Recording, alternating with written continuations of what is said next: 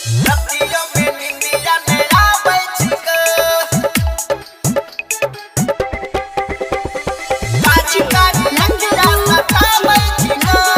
रतियों में निंदिया नहीं आवे छिको करियो केतना के तो हर बड़ाई जाय छी दिलबे में हरदम समाई करियो केतना के तो हर बड़ाई जाय छी दिलबे में हरदम समाई तोहर होठ के लाली तोहर कान के बाली तोहर होठ के लाली तोहर कान के बाली तोहर बिंदिया मन भाबै छिको कारी कारी अखिया सताबै छिको रतियों में निंदिया नहीं आबै छिको कारी कारी अखिया सताबै छिको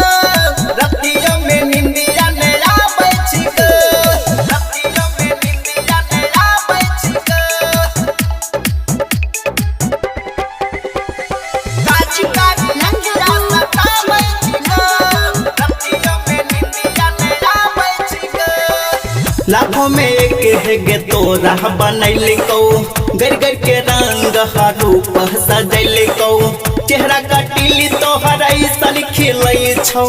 देखी देखी के चंद सूरज ला जाई छौ सूरज ला जाई छौ सूरज ला जाई छौ लाखों में एक है गे तोरा बनैले कौ गर गर के रूप रंग सजैले कौ चेहरा कटिली तोहर ऐसन खिलै छौ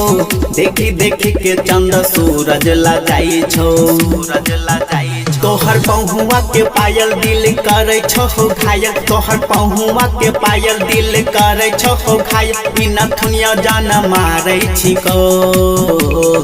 कारी कारी अखिया सताबै छिको रतियों में निंदिया नहीं आबै छिको कारी कारी अखिया सताबै छिको रतियों में निंदिया नहीं आबै छिको रतियों में निंदिया नहीं आबै छिको काची काची नंदिया सताबै छिको रतियों में निंदिया नहीं आबै छिको करे कबूल आई दै छियो फूल गे राज रोहित के जई है नहीं भूल गे मनमा के बात बता चलियो फूल गे कहे छोड़ा जन भगिया दे तो खुल गे भगिया दे तो खुल गे भगिया दे तो खुल गे करे कबूल आई दै छियो फूल गे राज रोहित के जई है न भूल गे मनमा के बात बता दलियो फूल गे